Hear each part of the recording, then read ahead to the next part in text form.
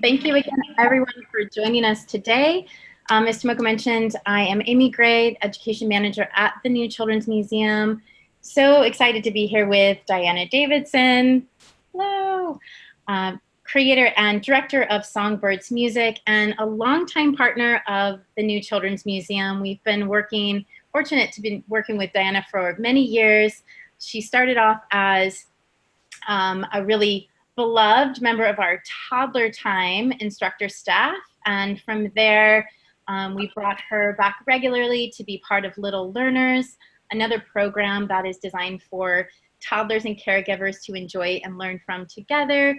And we've just really been fortunate to stay connected with Diana. She is someone who I believe really understands the needs of families and the way that music can support those needs. And so today she and I are excited to be talking about how music can support toddlers as well as caregivers right now, especially in these trying times. We're all just looking for ways to keep going and to help our families. And I'm so glad that Diana and I can share our experiences with all of you, and then we hope to hear from you about how music is supporting you, your family, ideas that maybe you would like to share with the group. And we're hoping that today can be a time to connect. So thank you, Diana, again for being here.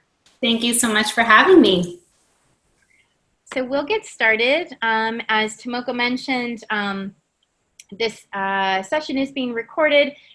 You'll see here we're going to present a little bit for the first half or thereabouts, and then we really want to open this up to the group. We're hoping that these True Tuesday sessions are a way to connect with our community caregivers and those supporting caregivers, and I hope that today's topic really resonates with you. If not, we hope to provide some inspiration and just ideas that may be able to be woven into your family and home experience.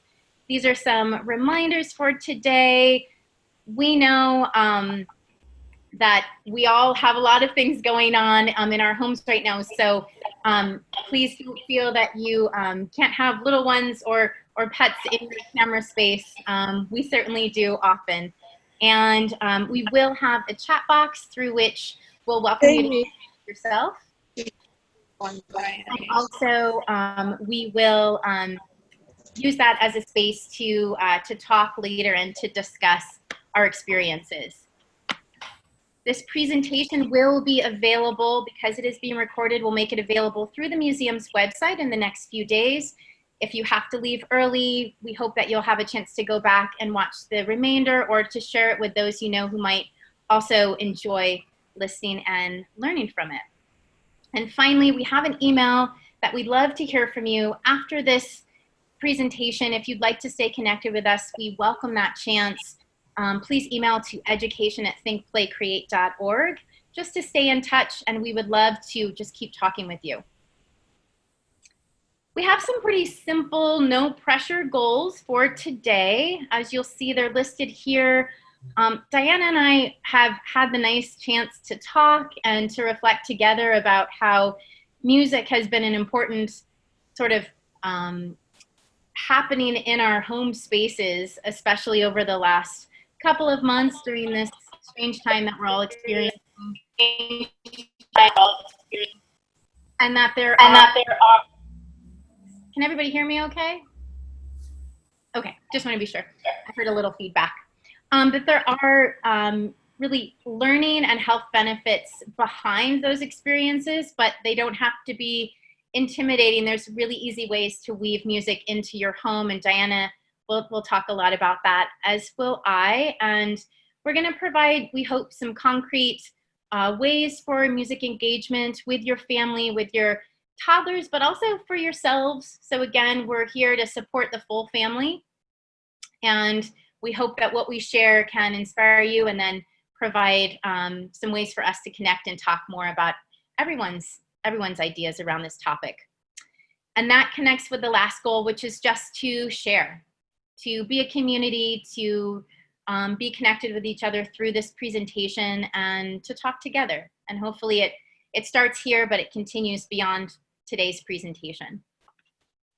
I put this quote on here because I shared with Diana that toddlers, as we know, are kind of naturally drawn to music typically, and also typically are pretty uninhibited by it. And I think for myself as a caregiver, as an adult, I am sometimes self-conscious. But what I love about music and the music that I've experienced in my home with my family is that it's really freed me as a person. And I think that the play, the experience of just doing music and having music as the atmosphere of your home can really allow us to fully express ourselves. So I wanted to share this fun quote that I found that just reminded me of that power of music. If you'd like to introduce yourself, we'd love to know who's here with us today.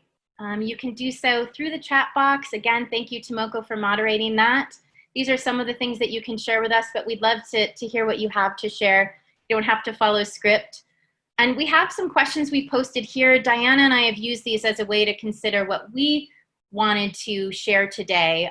So these are questions you can think about as we're talking, and then with the discussion later, we hope that you'll feel open to sharing whatever you like, but maybe these questions can help generate some ideas for what you can bring to that conversation. So we wanted to start off by introducing ourselves. I'm going to give full credit to Diana for this fun idea of offering playlists to help illustrate our personalities and the personalities within our family. This is my fun and very music-loving family. My husband, Bo, is featured there. He is he works within computers, but he is also identifies himself as a musician. And he has really introduced me and my two boys, also featured here in this photo, to a lot of different music, including the music that he creates with his band that he's been with for 11 years now. And I love the music that he brings into our home. I especially love the way that my boys respond to it. So he is kind of like the Pied Piper with them.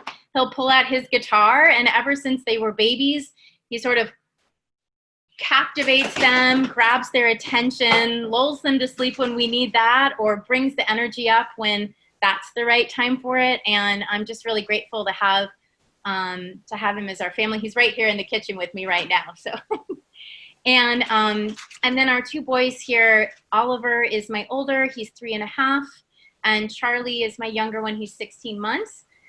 They both have their own music likes, some of which have come from the influence of me and my husband and our music choices. And as you know, caregivers, we introduce our children to a lot of things, so it's only natural that they would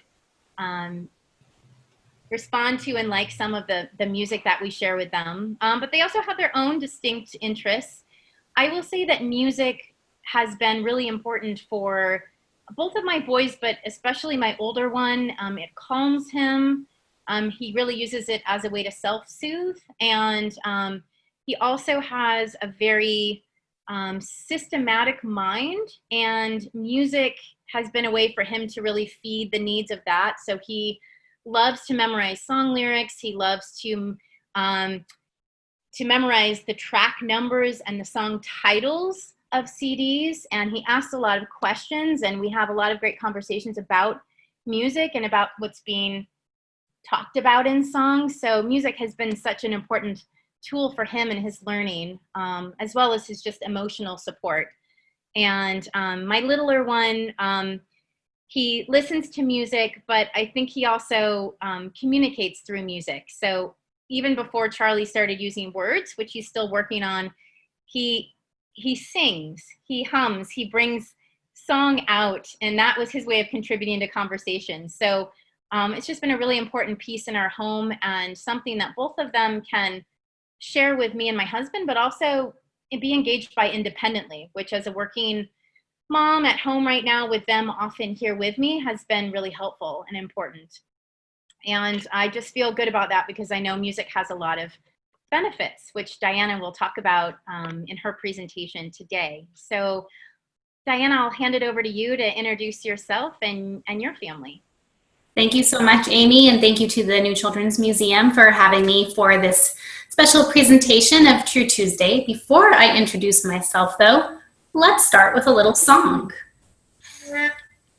Hey, hey, what do you say? Let's all wave hello today. Ba-dum, bum, bum, ba-dum. Ba-dum, bum, bum, ba-dum. Ba-dum, bum, bum, ba-dum. Bum, bum, bum. Hey, hey, what do you say? Let's all stop and stretch today. Ba-dum, bum, bum, ba-dum. Ba-dum, bum, bum, ba-dum. Ba-dum, bum, bum, ba-dum, bum, bum, bum. Hey, hey, what do you say? Let's all take a breath today. Ba-dum, bum, bum, ba-dum.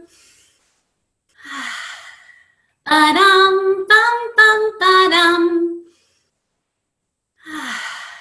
Ba-dum, bum, bum, ba-dum, bum, bum, ba-dum. Hey, what do you say? Let's all chat a bit today. Ba-dum, bum, bum, ba-dum. Ba-dum, bum, bum, ba-dum. Ba-dum, bum, bum, ba-dum. Bum, bum, bum.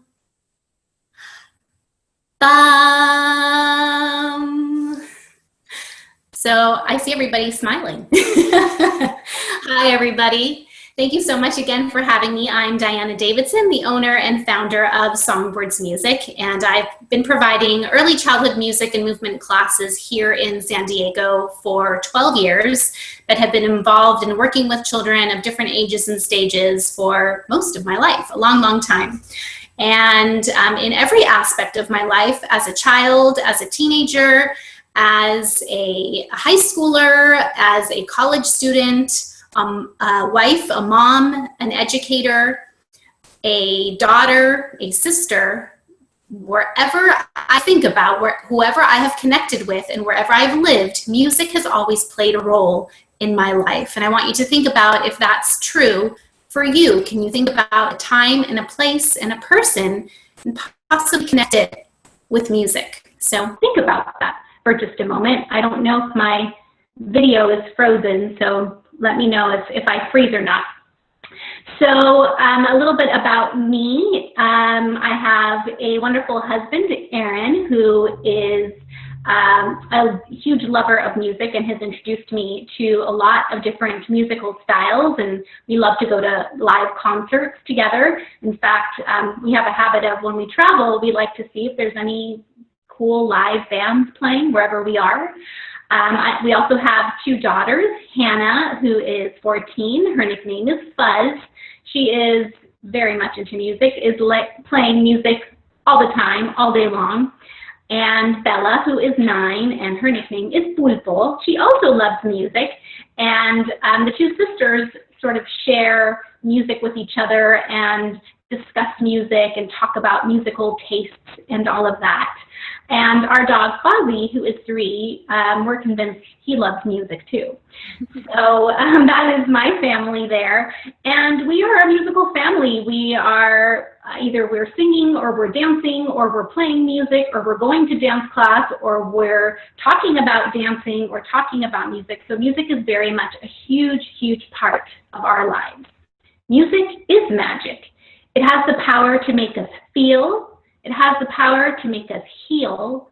It has the power to make us talk, and it has the power to make us connect. It's universal, and we are all born sounders, music makers, and music shakers. Music is something that anyone from anywhere, at any age, and at any stage can do from anywhere. We have our voices, we have our bodies, and that is all we need to make music. So I want you to think about that we are born sounders. This is something that we're just born with, even before we come out. If you are a hearing child, a child can hear in utero at 4 months. So they can listen to a whole bunch of sounds and a whole bunch of music, even before they are outside in the outside world. So our big question here that we have today is, how can music support toddlers and caregivers? And here's a quote: if everyone started off the day singing, just think how happy they'd be. And I started off my introduction singing, and I don't know if it made you happy, but I saw some reactions on your faces and in your eyes, so that was a clue that, hey, maybe if we started meetings with a little song, it can help us relax into things a little bit and sort of ease some of that tension. So as Amy and I were planning this little chat, we sort of focused on 4 specific areas where music can support toddlers and caregivers. And the 4 areas are managing stress, expressing feeling, communication, and bonding. So those are the 4 sort of big topics that we're going to hit. Of course, it can reach much further than that, but for the sake of time in our conversation, we wanted to sort of stick with those big ones. So let's go to our first slide about managing stress. So managing stress, these are some bullet points that you can see here, have to do with impulse control, self-regulation, lowering cortisol, which is the stress hormone. It can change focus, and remember that we need to breathe to sing. That's really, really important. Self-control and impulse control and self-regulation are somewhat connected. They have to do with behavior and emotion and how we sort of control that, increase and decrease those intensities, release tension, and change the direction that our emotion and our behavior might be taking. So I want you to think for a minute about transitions. Now, for toddlers, transitions can be a challenge because there's just a change. It doesn't necessarily mean that there's going to be a meltdown. Sometimes there is, but sometimes there isn't. It's just that we're changing their focus, we're changing the activity, and toddlers don't always know what's coming next, but they like to know what's coming next. They want to understand and make sense of the world around them, and music can play into that very nicely. For example, if you have a toddler and they're playing, and now it's time to stop that play because it's time to go have lunch and they need to go wash their hands, even if you have sung that famous clean up, everybody, everywhere, whatever famous cleanup song you have, they might understand, okay, that was cleanup time, but do they know what's coming next? Now we've cleaned up, and all I know is that we're cleaning up my toys. I'm a toddler, and I might not understand what's coming next. But what if after you put your toys away, you start singing, before you get to the sink, you start singing a hand-washing song? And that sort of sets the stage for, okay, toddler, we've cleaned up our toys. Here's a song to clue you in and to help anticipate what is coming next. I'm going to communicate with you what is happening and what the expectation is. So it can go something like this. You've put toys away, and now you're headed to the sink, and you're singing, come with me, let's wash our hands, scrub, scrub, scrub, scrub, scrub. Come with me, let's wash our hands, scrub, scrub, scrub, scrub, scrub. With a little soap and a little water, scrub-a-dubba, scrub-a-dubba-dubba. Come with me, let's wash our hands, scrub, scrub, scrub, scrub, scrub. And you're not even at the sink yet. Do you think that your toddler might anticipate what might be coming next? You're walking to the sink, you have this little song that might help them regulate what is coming next. Managing that, oh no, we're done playing and I don't know what's coming next. It may help them relax into the next activity. And sometimes singing the message is better than saying the message. You're doing the exact same thing, the end result is the same, but somehow singing it can make it smoother and just feel so much better and maybe release any tension that might be there. And guess what? Sometimes your little one even sings it with you. And guess what? That song may stick for so long that later on in life, whenever they go and wash their hands, guess what's in their head? That little song is playing there. Those musical memories are very, very strong. So music can really help with impulse control, self-regulating, anticipating what's coming next with transitions. Another big transition is sleep time, nap time. That's a big one. And for a lot of toddlers, settling in for the evening, it may not necessarily be a fussy time, but they definitely have to shift from being awake to relaxing and falling asleep. Now, I don't have a toddler anymore. My littlest one is 9, and guess what? I still sing to her every night because we like to do that together. It's a connection that we have. But I see her physically relax. It's almost like her body and her face exhale when I start singing. And it can be any song. And the minute I start singing, there's all this release of tension, and I can feel her relaxing, and I can feel myself relaxing too. I consider myself a singing parent versus a shushing parent. When I hear parents shushing, this is what it sounds like to me. Shh, shh, shh, shh. You can, I'm exaggerating, but you can see it's a very shallow, quick, deep breath. Now if I'm singing, twinkle, twinkle, little star, how I wonder what you are. That breath, first of all, is a lot deeper. It's really hard to sing Twinkle, Twinkle, Little Star feeling agitated and stressed. So if I'm calm, I am passing that calm on to my child as well. And there's that deep breath that helps us sort of ease into managing that stress of the moment. And then we can sing together, and through that song, the expectation is, okay, it's time to quiet down. We're quieting our minds and our bodies and our eyes. And I'm doing it in a very loving way with my loving voice. So that is something that has worked beautifully, even up to this day when my daughter's 9, for a way to manage stress for my child and my family. Amy, I don't know if you have anything that you wanted to add. Yeah, well, I love the idea of communicating through song. And I think just reflecting on it, I know that my husband and I have both done that just sort of naturally in our most playful moments. You know, it just kind of comes out. And what this topic also got me thinking about was just spaces for music. So again, our whole home is filled with music, but we also have in our day spaces that are really dedicated to focusing on music. So one of the things my son and I do as a way to really help both him and me get to a calmer place as we go on car rides, and we listen to music together on those car rides. And I will admit, sometimes it is my way of lulling him to sleep for a much, desperate nap time for him and for me. But it's also a way, as soon as we get in that car and we turn the CD on, which he gets to make the choices, we both just, like you said, physically relax, and we listen, and sometimes we sing along, and it really is so powerful for both of us, for managing our stress, for just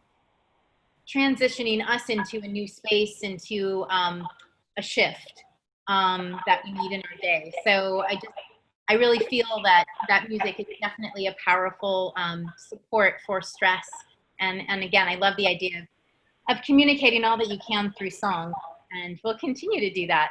I love that. Yes. So let's go on to the next big topic, expressing feelings. So we have mood, energy, empathy, and triggers emotion. Hans Christian Andersen famously said, where words fail, music speaks. And we know that music can make us feel a certain way. Sometimes it makes us feel happy. Sometimes it makes us feel sad or angry. It certainly can alter our mood, and in the same way, music can help sort of wake us up and energize us. And like you were saying, Amy, in the car ride, when we need to sort of calm our energy down, it can also bring our energy down. And it certainly can create empathy when we sing, when we hear others sing, when we watch others make music, whether they're singing or playing an instrument. There's a lot of body language that happens both in the physical body, but as well as the face, the eyes, and the mouth. And we can, through those expressions, we can feel what message that musical piece is trying to convey to us. For many toddlers, they're just learning how to talk. Some are more talkative than others, but music can be a wonderful way for them to communicate how they're feeling, their mood. If you are playing a song that is sort of silly and happy, you might notice your toddler sort of get up and do the famous baby bounce or toddler bounce.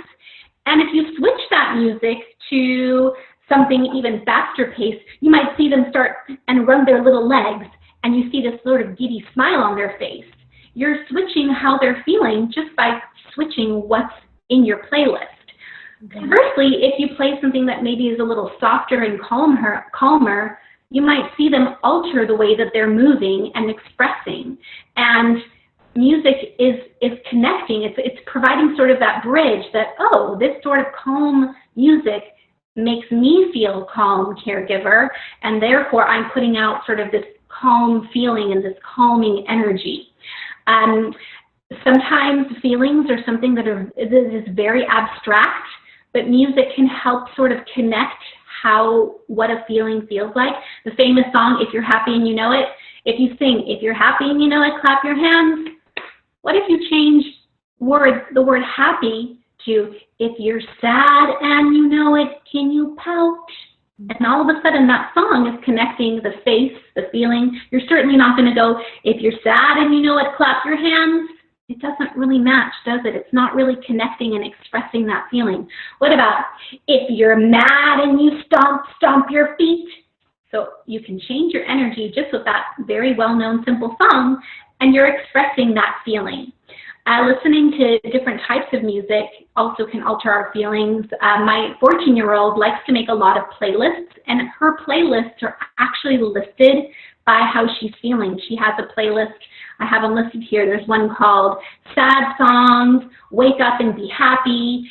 So even the songs that she chooses to put in those playlists might match how she's feeling, and she just might need to be sort of in that sort of sad, a little bit down space for a little while and sink into that music. And sometimes that mood will change. She needs a different kind of energy, so she'll go to a different playlist that she knows is reliable to match that mood. So again, music is a wonderful way to express and communicate those feelings, and it can certainly trigger emotions. I know for me personally, I'll hear a certain song and it'll trigger a memory. Sometimes I get chills because all of these memories are connecting, or the voices are so beautiful that it truly makes you feel something. And the same can be true for your little one. And if they're watching you feel all those feels, then they're learning about that emotion through you. And I'll turn it to Amy to see if you have any little messages from your family about that. Yeah, I love the idea of the understanding that music really illustrates the complexity of our human experience in terms of emotions, and especially having a 3-year-old who's just, like you were saying, starting to identify those feelings and trying to express them in a positive way. Music has been really helpful for that. And I would also say that I think it somehow makes all those feelings okay too. I think part of what my little one is going through right now, I believe, is just like we all are, trying to make sense of what's going on, how his world has changed, trying to respond to that, not even knowing how to talk about it. And so music gives him, even at his age, kind of an outlet and a way to connect. And as you were saying with your daughter, I love the idea of sort of honing in on how we're feeling and creating a playlist to honor that. So I just feel that that's really important, and at all ages, it can support us in that way. So I appreciate your bringing that up. And for those of you who are listening, or even if you watch this later, if you have a special song that you are connected to or want to share with us, we would love to create a playlist as a community here. So feel free to email those songs or drop a comment, and maybe we can create a little community playlist here together. Okay, we'll go to our next big idea, communication. Well, that one is really big. Music helps with community connection. Here we are connecting together as a community, sharing songs, lyric substitutions, call and response, musical babble, and language support and vocabulary. So music is a unifier. And when we either watch a concert or sing with other people or listen to music, we are connecting to something and someone in some way. And it truly brings people together. So it's huge for creating that community feel. And even if you don't know somebody, if you are at the same concert with someone, or if you are meeting someone and you find a connection through music, you feel a connection with that person because you have that same musical taste. So it's huge with creating community with people outside, but also with your family. When you are sharing songs and dancing and singing and playing music at home, you are creating community within your family as well, which also sort of blends in with song sharing. Song sharing is anything from, hey, Mom, I heard this great song I think you would really like, which my daughters do all the time. Amy's husband, who's a musician, is sharing his songs with the family all the time. And my grandmother, who was super, super musical, she couldn't read a note but could play anything the first time she heard it from her head onto the piano. And I have very, very strong musical memories of my grandmother sitting down, playing on the piano, singing, and that's the way to share songs as well. Musical memories are super, super strong. They don't know exactly, scientists don't know exactly where music is stored in the brain, so it could be stored anywhere. So those memories just don't go away. Even if any of you who went to summer camps back in the day, we might not have sung those songs for a long time, but the minute we hear them, boy, do they come back as if we were right there, right? And all of a sudden, that song share is also connected to a feeling and a moment in our life. So song sharing is huge. And grown-ups who are hesitant about what their voices sound like, I want to leave you with this idea as well. Your voice is your child's favorite. Caregivers, sing to your children. Why? Because they love you and they love your voice. Regardless of your musical ability, your voice is their favorite. Children don't remember that you sing well. Sorry if you do. Children don't remember if you sing badly. They just remember that you sing. So we don't all have to be Beyoncés. We can all just use our own beautiful voices because that voice is full of love. So keep singing to your little ones. Lyric substitution, especially with toddlers, that's a super fun way to, one, bring in language, and two, bring in music. If you have a song that you're really familiar with, like Old MacDonald, which we use as our little piggyback hand washing song. Old MacDonald had a farm, E-I-E-I-O, and on that farm he had a... Guess what? You're inviting your child's suggestion into that song. It's not all about your song. You're creating a song together. And even if your child says, and on that farm he had a blanket, accept and include that. Honor what they're sharing. It may not be the traditional way of singing Old MacDonald, but it's your way of singing Old MacDonald. So accept and include that and honor that. We want to empower our little ones to create those lyrics and create and make the songs their own. That's what makes it special. And you'll probably remember that song much better than the traditional Old MacDonald because it's connected to your child and to something sort of silly. So call and response is another one. If you like to do songs where you're sort of partner singing and one side of the family sings one part of the song and the other side of the family sings the other part of the song. That's the way that you can play musically with each other. You are asking them to respond to a part of the music. We'll use Old MacDonald again. Old MacDonald had a farm, and your response would be E-I-E-I-O. So we're sharing that song. We're no longer substituting, we're just sharing in that singing. So that's another way that you can communicate through music. Musical babble really starts off with babies. Babies we're all born sounders. I hear a lot of babies go, ah, ah, sort of these musical sighs and these musical coos. And caregivers, if you hear babies that you're caring for say that, say it back to them and see what happens. And you'll start having this little sort of sigh and coo conversation with them. And now you're singing their song. They're singing to you. Sing it back to them. Communicate that way.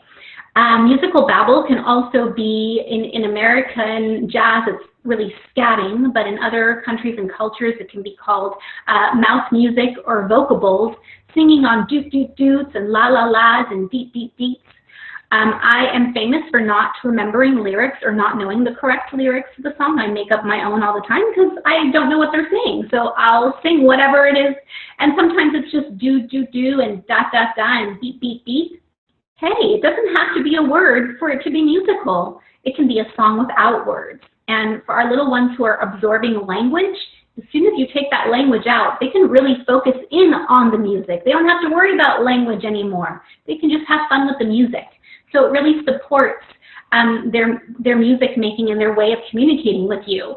And for all of these reasons, music can really support language. It's a great way to learn vocabulary. When my daughter was a toddler, she used to love it would be a music on tape, because I still had a tape deck in my car at the time.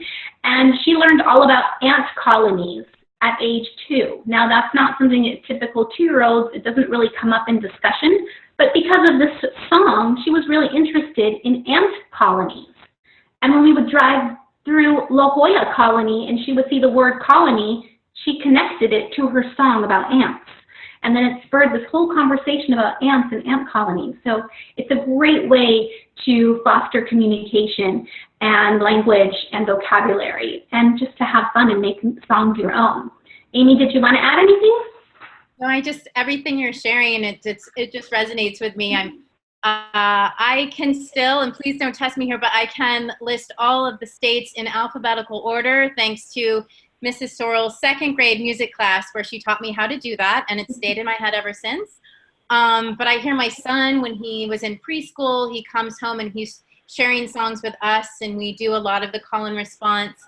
And then again, my son Charlie, who is just starting to share words, but before that, we were supporting his musical babble and responding to it with our own musical babble. And it was just thrilling to hear him communicate with us and to see the excitement from him that communication was happening. He was a part of it. So I've seen all of this, and the vocabulary building is incredible, I think, with music. And so thank you for sharing all that, because it definitely resonates with me, and I know holds true for probably a lot of us listening right now. Yeah. And we'll go to our last slide. Bonding. Music, like we said, creates community. It brings us together with our little toddlers, our babies, our 9-year-olds, our 14-year-olds. When we are singing, especially at quiet time and nighttime, we're physically close to them. Our mouths are very close to their ears, so we're having that physical connection with them as well as an emotional connection. We're sharing an experience with them. Sometimes I'll even notice that our breath is synchronized. We're breathing at the exact same rate and pace, because we have sort of bonded, not only in music but also in breath, through this shared experience. So a lot of families say, well, how can I bring music into my house? I don't really know what to do. And for families with little ones who are still napping, I recommend our caregivers to bring it in during rest time, nap time, or sleep time. And you can just sing a very simple song or sing about your day right before they go down for a nap or for the night. It's a moment where you can kind of relax into the evening or into what's coming next, and share that little closeness with each other. There's a lot of debate whether listening to music like this makes a difference versus sharing music together. This is what's called passive music making versus active music making, where we're interactive. They are both great. They are both perfectly valid. There is a time and a place for both of them. But if you are wondering, why doesn't my child sing if I listen to music all the time? They can't hear you if it's only you who's plugged into the music. Unplug, let them listen to them. And I also recommend, a lot of caregivers say, oh my gosh, I can't stand children's music. I can't play children's music anymore. You don't have to play children's music for your children. You can play what you like. If you like it, most times, guess what? They're going to like it, and they're going to ask for it. And all of a sudden, you are connected through your love of a certain band or a certain sound or a certain dance with your child, and you're sharing that together. You're bonded by this music. So it can really bring not only your family together, it can create a relationship with your little ones, and then you can expand that into sort of the outer world of bonding with other people who share the same love of music or movement or a certain type of instrument playing that you do. And Amy, did you want to add anything to this one? This topic just made me think about with my older son, when I was still carrying him, as you mentioned, something connected to this before, I would sing to him. And then the minute he was born, like many babies when they're born, he was crying quite a lot. And I just wanted to introduce myself to him to say, hey, it's me, the one you've been connected with for the last 9 months. And what I did was I just sang a song to him that I had been singing to him for all of that time. And I won't say that he stopped crying immediately. That is not the full story. But I will say that it was just a way for me to, from that first moment of really meeting him face to face like that, to say, you know, here we are, we're connecting, we're bonding. And I continue to sing that song to him. And it's something that I hope he'll remember. As you talked about music memories, I have strong ones from my caregivers, and I hope he'll continue to remember that and have it be a really special, meaningful song for him for that reason. So it's such a powerful bonding force. I agree. And on our next slide, I believe we have some different things that we're trying in our home. So a day without music is like, just kidding, I have no idea, because I really don't. Music is in my life every single day. Here is a laundry list of ways that we have music incorporated into our life. We've made a cleaning playlist because we're doing lots of house cleaning right now, and hey, adding a little bit of music to that helps with our mood. It helps us connect, and we all contribute to this playlist. We have washing hands song, lullabies. You can see all kinds of different ideas. Just in the middle of the day, we'll stop and turn on the music for 2 minutes and have a little dance party, and it just sort of, it's a great little break in whatever intensity is going on in the day, and just let's all release all of that and be silly and let it all out. And it's amazing how well we're able to refocus after that little dance break. You can make homemade instruments at home. We all have lots of paper towel rolls. Makes great rhythm sticks, everybody. We serenaded our neighbors. It was, my daughter has a friend who lives in the neighborhood, and for her birthday, we walked over and sang happy birthday outside from, you know, she came out on her balcony and we sang to her. I'm doing a 30-day music challenge on Instagram where every day there's a prompt, and I'll answer the question with a song to that prompt. So there's lots and lots of different ways to bring music into your daily life. Taking a nature sound walk and hearing the sounds of nature and talking about that is a wonderful way.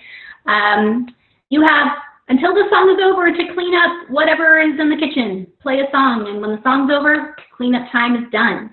So lots and lots of different ways to bring music into your life without necessarily having to sing. And Amy has some great things that she does with her family too. And a lot of these I've kind of brought up already, or we've talked about together, Diana, some similarities between our lists. And here's my son Oliver playing on some pots and pans from our kitchen. So one of the things I appreciate, Diana, that you brought up is that you don't have to have props. You mentioned just yourselves, or if you don't have instruments and you feel you need one, you know, you might have something around the house that can serve. My youngest one, Charlie, just the other day, for the first time, turned something over and turned it into a drum. Like, made that choice to do that, and that was kind of a thrilling moment for me, but it was also a reminder that, you know, our children really have this creativity. They know that they can make music happen and create sound in so many ways. And yeah, we have it in our homes always, even through commercials on TV. Talk about memory, right? We can all sing a commercial, and if we say we can't, we're probably not telling the truth, but we've got those in our heads. So yeah, and we like to be playful with it. So we make up songs a lot. We use songs, as you were saying, for transitions. We use songs as a way to just connect and have kind of inside family songs and jokes that are, you know, just something that we know between ourselves. So it's definitely, it can weave its way in a lot of different ways. And what I'd love to do now is to invite those of us who are here and for this conversation to share. So again, if you're joining us later in the presentation and have not had a chance yet to do so, please introduce yourself via the chat box. We would love to hear anything you'd like to share. If you'd like to talk about the role that music plays in your life and in your home, or share some ideas about how music has supported you and your family during this time, especially that we're all in, we'd love to hear. Or any questions for Diana, we would love to just continue talking. Right. I'm just going to come in for 1 second. We have a really manageable group of people, so if you want to go ahead and unmute yourselves to join in the conversation, please do so. In other words, you don't have to use the chat box.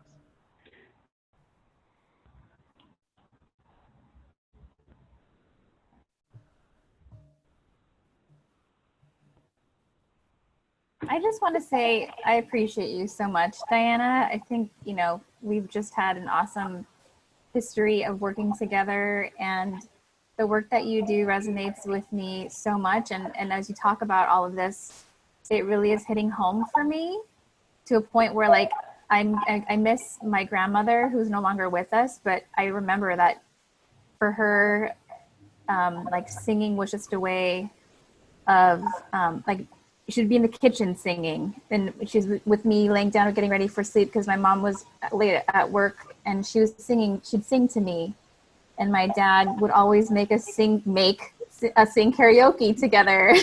Like, it's just always been a part of, like, my family, and I think was really the early parts of me appreciating performing arts.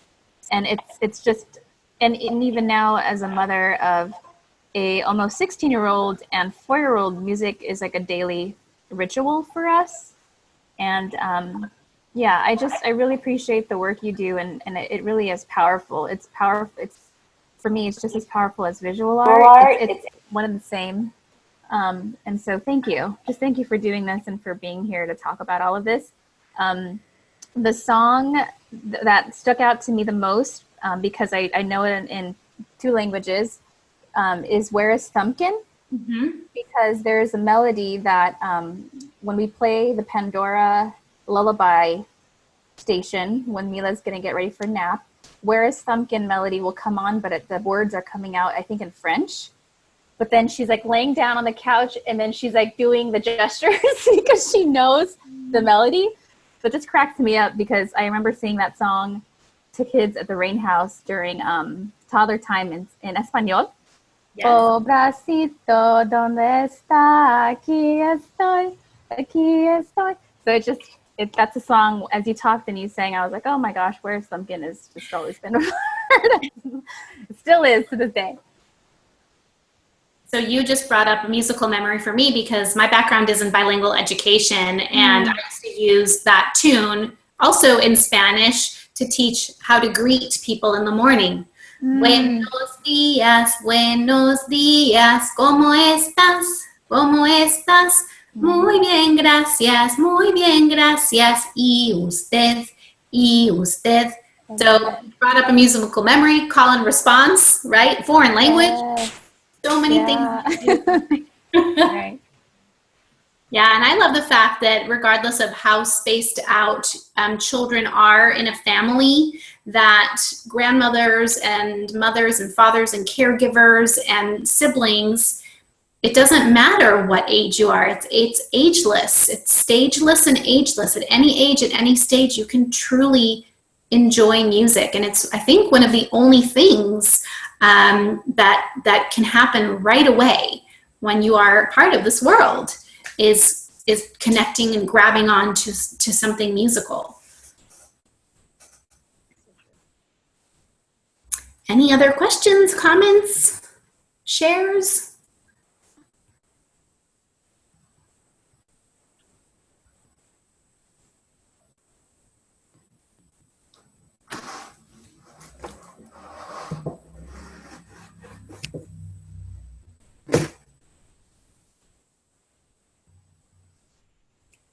Okay, I'll throw one out there. What's some of your earliest musical memories, Diana? Oh boy, I have a lot of them. I would say one of my earliest ones is every Sunday morning, my parents had a record player in the living room, and every Sunday morning we would wake up to music. Sometimes it was often classical music, but I think I was born and raised in Mexico City, but I remember Queen playing. I remember Bohemian Rhapsody blaring in my house on Sunday mornings. That was my first introduction to Queen. So I would say that's definitely one of my earliest memories, is just that Sunday morning ritual of, I know, again, talking about expectations and managing stress. Hey, I know on Sunday mornings we wake up and there's music playing. What about you, Megan? Do you have any early musical memories that stick? Yeah, my mom was always singing, like we joke around, life is not a musical, but it kind of is. Yeah, and I think that I was raised in a church where there's a lot of singing, and so to be surrounded by that constantly happening, it's like you do start missing just like singing poorly with strangers. There's something really to be said for that. For sure. And right now, with the situation that we're in, I mean, I see countless articles and posts about people on their balconies playing instruments or singing, and they might not necessarily know each other, but they are certainly connecting through that music. And I bet that it's a way to connect and to manage whatever's going on inside. Yeah. Yeah. My husband and I, when we first met, one of our connections was that we have one of the same first musical memories. So in both our cases, our mothers played guitar. We were born in the late 70s.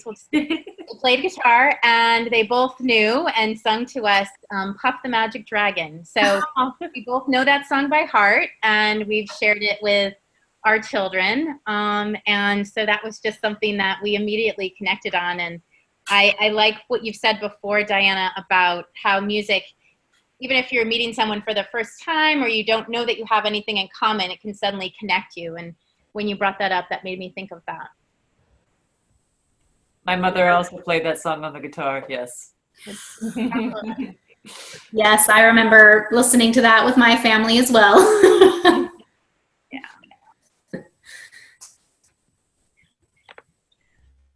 Well, Diana, thank you again for being here today. Thank you so much for sharing what you did. I'm so glad that we could all connect with you here, and that we'll have this presentation available afterwards for other people to watch and enjoy and to connect with you. Speaking of that, we have some resources here. Diana, I don't know if you want to share anything about what you've provided here, including your contact information. Yeah, so here's a couple of either TED Talks or articles that I've read over and over again. The last one speaks specifically to the current situation with coronavirus, but there's lots of things online that you can find, but here's just four that I kind of keep going back to. My company is called Songbirds Music, and we specialize in music and movement classes for ages birth to really age 5, but like I say, it's ageless and timeless when we have lots of older siblings coming back and singing with us, and the caregivers who love them. And our mission is to nurture families and create community through music. Yes, we're teaching music, but it's really just the means to creating community and nurturing families. Music Together is one of the main programs that I teach. It's a research-based early childhood music and movement program that's been around for over 30 years. And Canta y Baila Conmigo, since my background is in bilingual education, is something that's very near and dear to me, is teaching in Spanish and learning Spanish and music through music. Music is a wonderful way to learn other languages. We don't have to understand the music that we listen to enjoy it and learn from it.